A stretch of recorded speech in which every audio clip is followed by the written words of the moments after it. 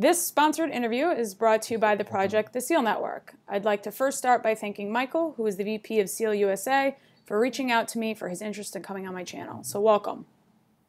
Thank you.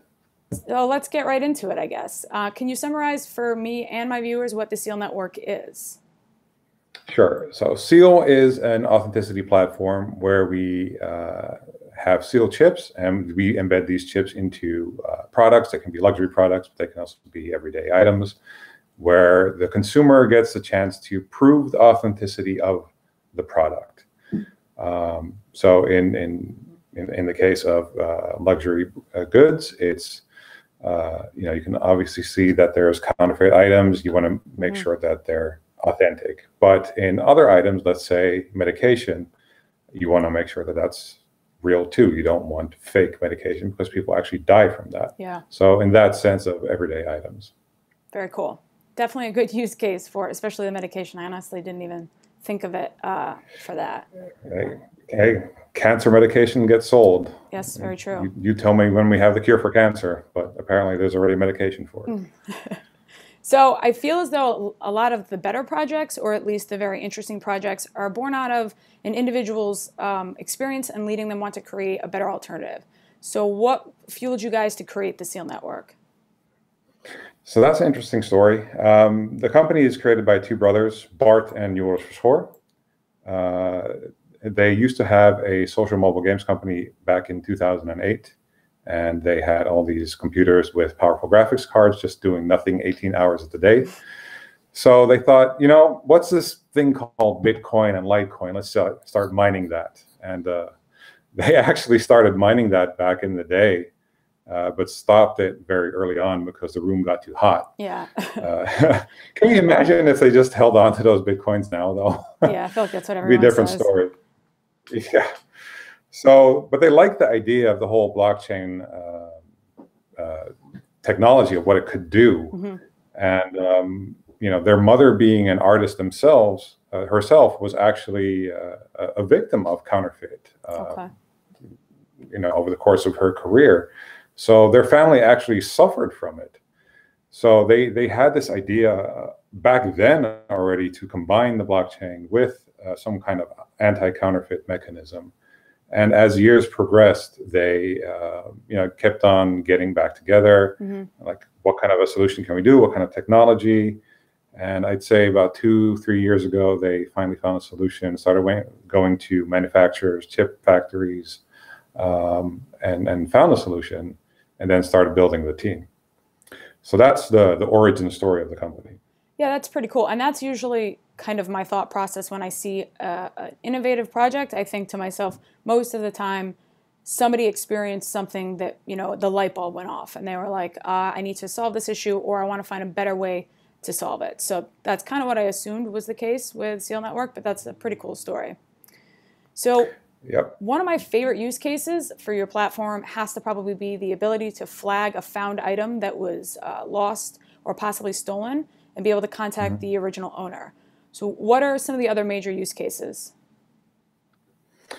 So that one really is a big one. Anti-theft is a part of it, but we don't want to put too much emphasis on it right now because that's still something that we need to build in.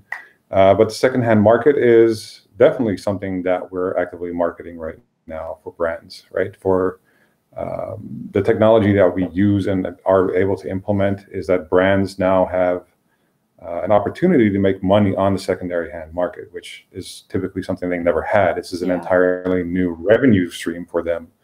So instead of us being a cost, we're now a profit in their eyes. That's very cool. So speaking to that, what would you consider to be the project's biggest weakness? That we're growing too fast, too soon is really the problem. Everyone is trying to do everything at this point, and we're trying to hire quality team members, which has proven to be not as easy as you'd think. Yeah. It's not that we're not having any applicants. We are, but it needs to be a good culture fit, a good team fit, and every single one of us on the team, we're all warriors. We don't say no. If someone needs help, we jump in and we try and fix it, even if it's not our forte. Mm-hmm. You know, if we don't know it, we'll try and learn it. We'll fix it. We'll figure it out together. And you know, there have been some hires where that wasn't the case, and we had to say goodbye, and we move on. So that's the biggest issue is what we have right now is we need to grow faster, but we need the right team members. Yeah, and I mean, obviously that's something that's going to be found in a lot of, you know, job searches and things like that. But it's good that you recognize that you need to find a good fit and that you're not willing to compromise for the sole purpose of having, you know, quantity over quality. So it's a weakness, but that's also kind of a strength. So. Right. The SEAL Network is the only blockchain-based project that's part of the IACC. This is the International Anti-Counterfeiter Coalition, and it's the world's largest nonprofit organization dedicated to deterring counterfeiting. So that was a whole mouthful of things. How difficult was to become a part of something that sounds like it's a pretty big deal? Yeah, it really is a pretty big deal, and I'll tell you why. Because Alibaba actually tried to join it. And I think they actually did get admitted, but then all the other brands started revolting and saying either you kick them out or we're out. Yeah. And they did get kicked out. You know, we're not trying to start a war with Alibaba here, absolutely not. But they're not a small player at all, right? And for us being able to be a part of that is fantastic. You know, and being recognized in what we're doing and having access to those companies is phenomenal. Yeah, and you sort of answered my next question was how is it going to benefit your project? So obviously access and exposure and all that. Yep. So if you look on on the IACC's website, you'll see our logo there amongst all the other logos like a Nike and Adidas, et cetera, et cetera. They're all marked down there. So you know it's a great opener with those companies. Like, hey, you know, we're in the same side. Yeah, absolutely. We're trying to solve the same issue. You know, it just makes having a conversation with them so much easier. Yeah, for sure. Definitely validates your project and gives you guys a bit of a stepping stone as far as, you know, saying we are legitimate, we're promising, you know, we're doing what we say we're going to do. So it's very cool. So could you please elaborate on your partnership with React and why that's important? Yeah, so React is a Dutch nonprofit organization as well, actually more European-based, where IACC is America-based. React was founded by Max Blom, who is an advisor on our team. They've been around for over 27 years trying to combat the counterfeit industry in over 90 countries, I want to say. And they have more than 260 different businesses joined with them. Companies like us aren't really allowed into it. It's really just meant for the brands and security for them. But having Max on our advisory board means we obviously have access to them. Yeah, that's pretty cool considering, you know, being part of something that you maybe wouldn't necessarily be a part of otherwise. So again, it's another good stepping stone. Absolutely, that's what we think. So your project will be using the NFC chips as your main tracking and authentication device. So explain what the advantages of that are over using like RFID or QR codes. Yeah, QR codes are not secure at all. I mean, you can copy them and plaster on something else and you have an immediate copy there. I heard someone say that QR code is secure and I really had to do my best not to laugh, which, you know, that obviously didn't help. Their solution was like, oh, if someone scans it more than 3-4 times, then that means it's, you know, been compromised. That's not really a good solution at all. And RFIDs, I really think it's a security risk because if, let's say, you put an RFID chip in your watch, an RFID chip can be scanned over, you know, 300 feet away. I don't want someone with a really powerful scanner 300 feet away being able to scan any kind of object that I have on. Mm-hmm. You know, how secure is that? Like NFC, how we meant it to be is it has to be up close and personal. You have to tap it with your phone. So if I'm walking down the street and someone's trying to tap my watch, I'm like, hey, what are you doing? You know, it's more up close and personal. And the difference between RFID and NFC is that RFID is completely non-secure. There are no security mechanisms there.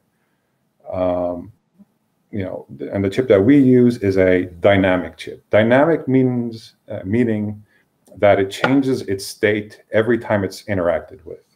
So every time you try and scan the object, the identifier on the chip changes. Our app that's really cool. catches the identifier and then changes it on the blockchain. So even if by somehow someone copied the identifier of that chip, the next time someone interacts with it, the copy is not going to be accurate again, right? Because we changed the identifier. So let's say someone does scan the copied chip, and we can see what the identifier is and what the past identifiers have been. So if it references to an old identifier, we can see that that object has been tampered with and will mark it as tampered. So that'll stay with it over the course of its lifetime. That's very cool. Right? And we work with NXP. NXP is our partner in the NFC world. They're a spin-off from Philips. Philips is more of a household name. Philips is a Dutch company. NXP is a Dutch company. Seal is a Dutch company. So they're all in our backyard. To put things into more perspective, Kees Geel is the former CEO of NXP Software and Philips Software, who is also on our advisory board. We have Petri Kwivala, who is the current Chief Information Security Officer at NXP, also on our advisory board. He used to be the former director of security at Microsoft and is the one that created the cyber crime terrorist force, cybercrime force in Finland. I forget. Cybercrime in Helsinki. Cybercrime in Helsinki. Thank you. Got it. So those are some real heavyweights, and they're on our side. They're advising us on the chips that we need to use and newer chips that are coming out. So the chip that we use has 3 different layers of 128-bit encryption. I'm getting a little techie here. I'm sorry. No, it's good. It's important. So 3 layers and other safeguards, right? So 1 layer of 128-bit encryption will actually take you 1 billion years. That's billion with a B, not M, to crack that code with current day technology. We have 3 different layers. So I'll let the viewers try and figure the math out on that one. And that's just our standard chip. We have another military grade that we don't disclose the specs on that one. So I guess as far as answering my next question, which was how difficult would it be for someone to counterfeit one of your chips? And it sounds like quite difficult. Yeah, pretty near impossible is what NXP says. Very cool. I actually also didn't know that about RFID chips, that you can scan from 300 feet away. That seems really not good. It's what they use in Olympics, right? So if Olympic runners are running, it's what they use to scan them. Good to know. Okay. So how durable is this kind of technology that you're using? Will it be able to hold up to bumps, bends? Will it be waterproof, water resistant? Yeah, it definitely could. So there's 2 parts to the chip, right? There's the chip itself, and then there's some form of an inlay. And the inlay we would have to use for what it's going to be used for. Is it going to be washed a lot? Then we'll have a different inlay for that. Or let's say it gets shipped somewhere and it needs to measure the temperature, we'll have an inlay for that.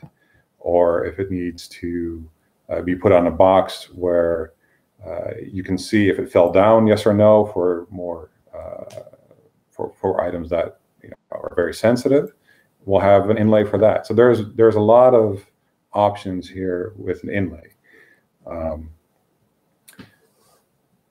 So you can either have a battery in there for like a GPS and even track it. So there's a wide variety of options here. That's very cool. Also very good to know.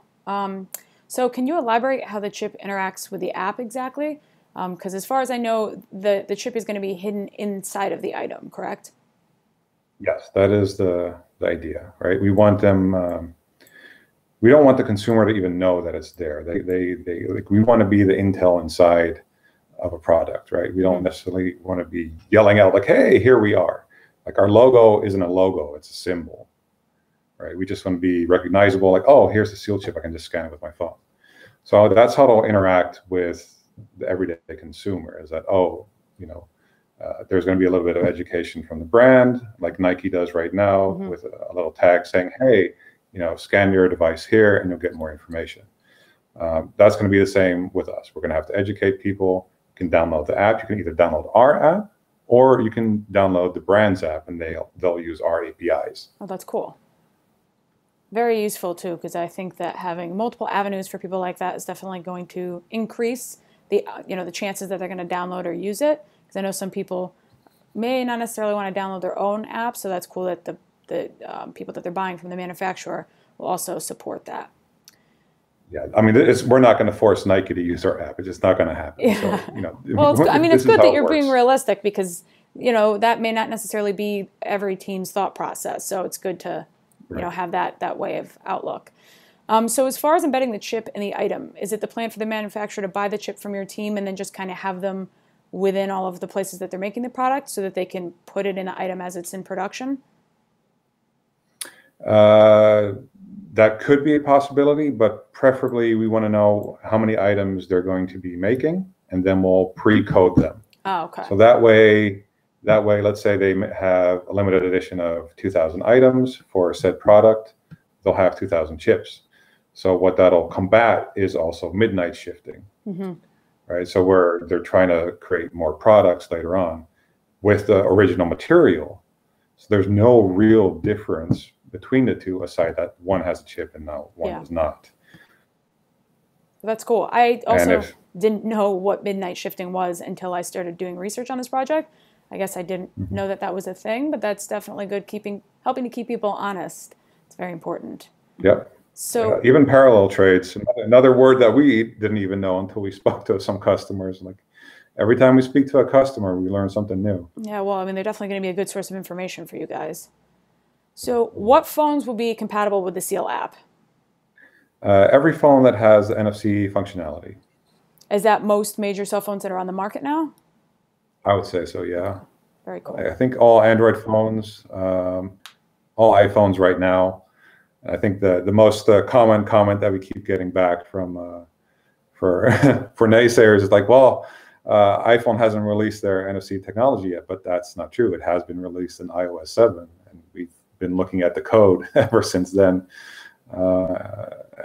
We actually have a video on our YouTube where we demo it on an iPhone X. Very cool. Or an iPhone 8, I think even. So, yeah. Yeah, everybody's an expert until the facts come out, it seems. Right. So a big part of your project is being able to monetize the secondhand market, which we kind of touched on before, and the ability to enable brands to keep earning money even after their products have sold multiple times. So can you explain the functionality behind that and how that's going to work?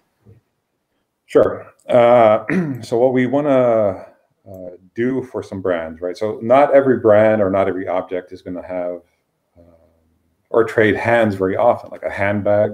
I mean, how often do you sell a handbag? Probably not very often. But let's say you have a collectible item like a baseball card or something like that. Those can go up in value very, very fast and trade hands a lot.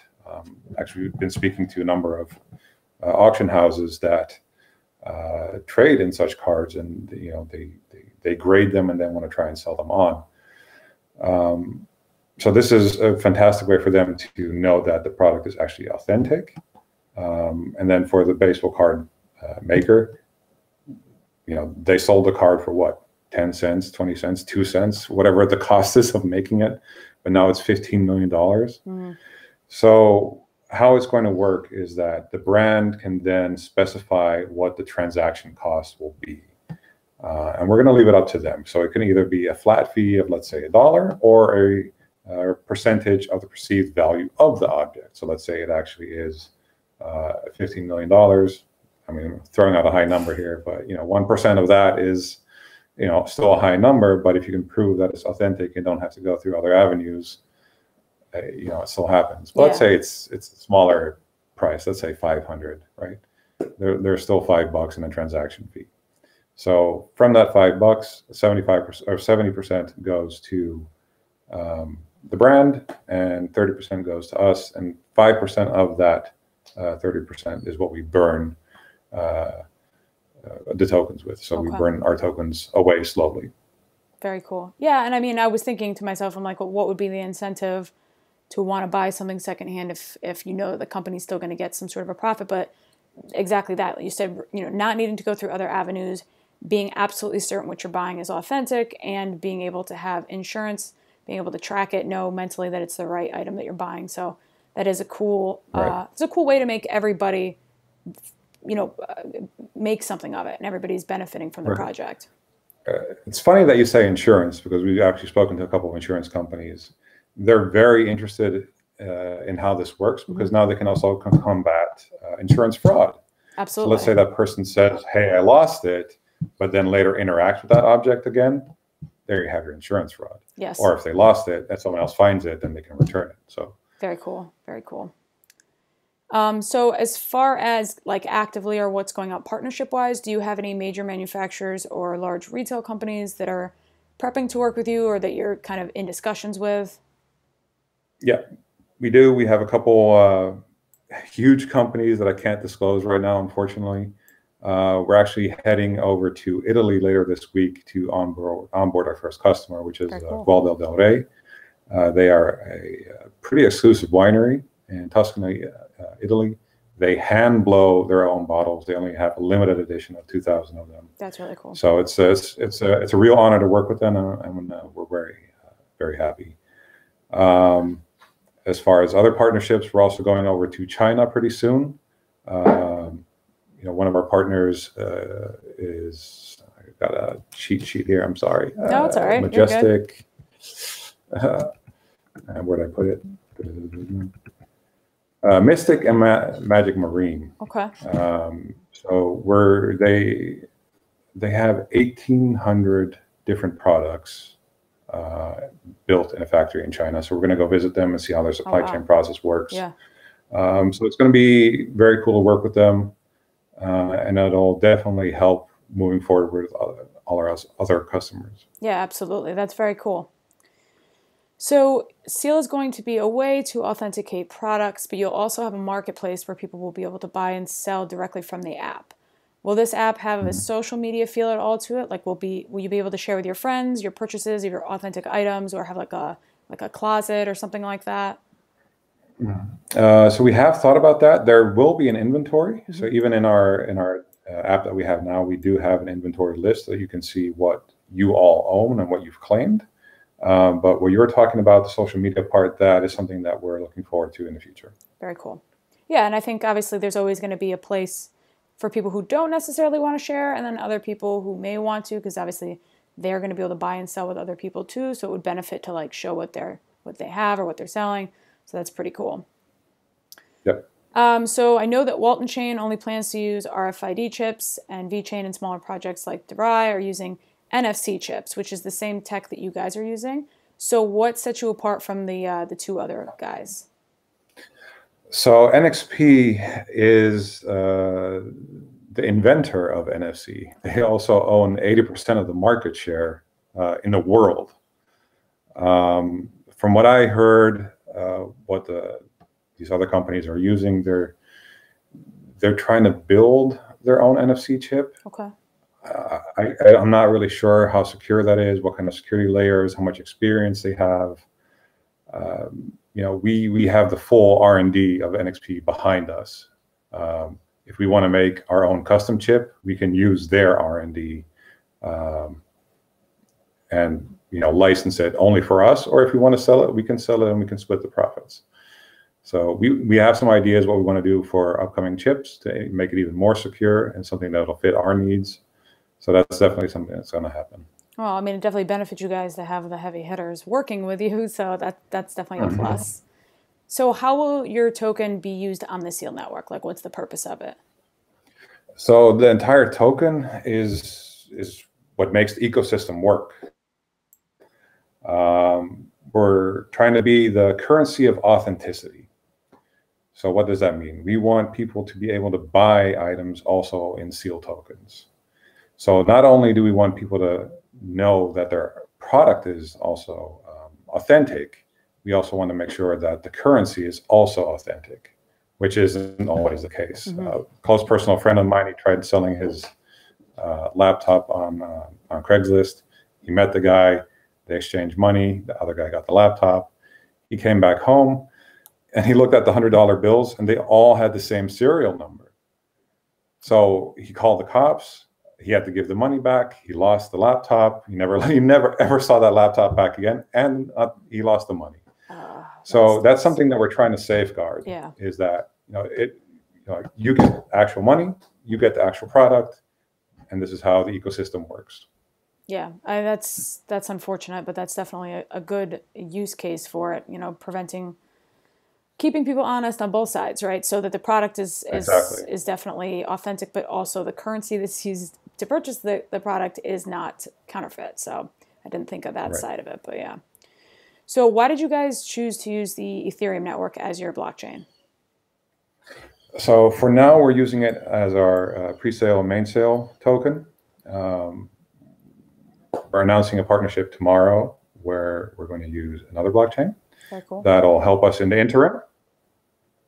But we also want to build our own blockchain in the future that'll fit our own personal needs, such as GDPR and permissioning, quantum proofing. There's a whole bunch of things that we're thinking about right now, and we're trying to implement that. Very cool. Yeah, I've seen a lot of the ICOs on Ethereum, so I'm always curious what people's thoughts are behind it. We really can't use it. I mean, we could to a degree, but like all the metadata that you would want to put for a product, you can't put that on the blockchain because you'll create blockchain bloat. Yeah. We don't want to be another CryptoKitties, jamming up the entire Ethereum network. It's just not gonna work. So, we have other solutions, and it's going to work for us right now in interim. And then once we're ready, we're going to switch over to our own blockchain. No, it's good that you recognize that in the future that's going to be a problem. Thinking ahead about things that you're going to have to deal with in the future is important for success. So, I commend you on that. So, thanks. After the completion of the ICO, what are the next milestones on your roadmap that you guys will be working on? We're going to continue with our business development. It's really been a blessing, honestly. Every company that we talk to, they're ecstatic. They want to sign on. They want to keep on going with us. I mean, we're not salespeople at all. I mean, we have some knowledge in it, but it's almost like selling water in a desert. Like companies don't even know they need this until we talk to them. Yeah. Well, that's good. Obviously, finding a lot of markets and people that want to work with you. And, obviously I do a lot of research on different ICOs, but this is a project that I'm seriously interested in. And I definitely think that there's a very strong use case out there for it. So I'm excited to see what 2018 brings for you guys and follow along your path. But I mean, as far as questions goes, that's the last thing I really have to ask you. So if there's anything else you'd like to add, feel free. Yeah, well, I hope the viewers get to see this pretty soon, but tomorrow we're going to be at the Blockchain Expo in London. It's going to be for 2 days. I'll actually be speaking on the second day about something that's very close to my heart, and that's how counterfeit items actually fund terrorism. It's a really big issue. I don't know if we have some time for that, but I'll kind of segue into that a little bit. So, everyone's heard of terrorist attacks, right? Everyone knows about New York. Everyone knows about London and about Paris. And in the case of Paris, those two brothers that did the attack on the Charlie Hebdo headquarters, they were actually on the intelligence watch list. But they got removed because they deemed the brothers to be doing misdemeanor acts. They were only selling counterfeit goods. They weren't dealing drugs. So what is happening right now with the terrorist cells is that they're advising their underlings to now sell counterfeit goods because drugs only makes 200%, but counterfeit gives them 2,000% profit margin, right? And it flies under the radar. So I have friends in the armed forces. I have family in the armed forces, friends of friends. This is kind of our way to fight back terrorism. So for me, that's very close to my heart.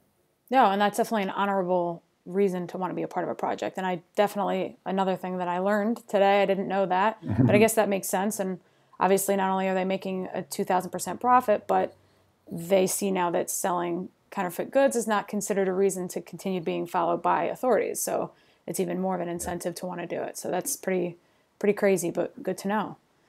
Well, Yeah, we're going to try and stop it. yes, it sounds like you guys are well on your way, so I'm excited to see what comes of it this year. Awesome. Thanks. Yeah, well, thank you for coming on, and I will probably keep in touch with you guys. Sounds great. Talk to you soon.